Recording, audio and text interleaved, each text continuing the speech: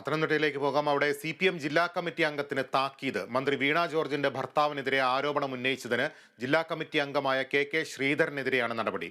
കൊടുമൺ പഞ്ചായത്ത് പ്രസിഡന്റാണ് ശ്രീധരൻ. കൂടുതൽ വിവരങ്ങൾ വിഷ്ണു പുതുശ്ശേരി നൽകും. വിഷ്ണു, ഇക്കാര്യത്തിൽ ശ്രീധരൻ ഏതെങ്കിലും തരത്തിൽ പ്രതികരിച്ചിട്ടുണ്ടോ? എന്തൊക്കെയാണ് പാർട്ടിയുടെ തുടർ നടപടികൾ?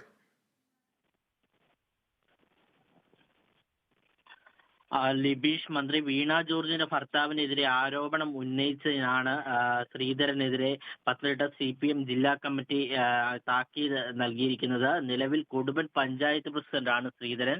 റോഡ് നിർമ്മാണത്തിനിടെ വീണ ജോർജിന്റെ ഭർത്താവ് ഇടപെട്ട് കടയുടെ മുന്നിലെ ഓടഗതി മാറ്റിയതായി ശ്രീധരൻ ആരോപിച്ചിരുന്നു. സംഭവത്തിൽ ശ്രീധരനെതിരെ നടപടി എടുക്കുമെന്ന് CPM പത്തനംതിട്ട ജില്ലാ കമ്മിറ്റി ആവശ്യം ഉന്നയിച്ചതിനെ തുടർന്നാണ് ഇപ്പോൾ സംഭവം ഉണ്ടായിരിക്കുന്നത്. മന്ത്രി വീണ ജോർജിന്റെ ഭർത്താവിന്റെ കെട്ടിടത്തിന് മുന്നിൽ ഓട പണിയുന്നത് അശാസ്ത്രീയമാണെന്നായിരുന്നു ആരോപണം. മന്ത്രിയുടെ ഭർത്താവ് ജോർജ് ജോസഫിന്റെ ഉടമസ്ഥതയിലുള്ളതാണ് കൊടുമൺ പോലീസ് സ്റ്റേഷന് സമീപമുള്ള കെട്ടിടം.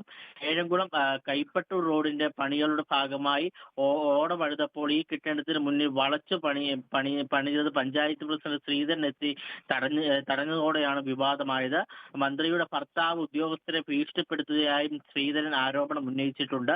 മന്ത്രിയുടെ ഭർത്താവിന്റെ കെട്ടിടത്തിന് മുൻവശത്ത് ഓട വളച്ചത് ട്രാൻസ്ഫോർമർ നൽകിയിരുന്നതാണെന്നും അലൈൻമെന്റിൽ മാറ്റം വരുത്തിയതാണെന്നും വ്യക്തമായി CPM ജില്ലാ സെക്രട്ടറി KP ഉദയഭാനു രംഗത്തെത്തിയിട്ടുണ്ട്. ഏതായാലും CPMന്റെ തന്നെ കൊടുമൺ പഞ്ചായത്ത് പ്രസിഡന്റായി തുടരുന്ന ശ്രീധരനെതിരെയാണ് ജില്ലാ കമ്മിറ്റിയുടെ ഇപ്പോൾ നടപടി ഉണ്ടായിരിക്കുന്നത്. ശരി വിഷ്ണു.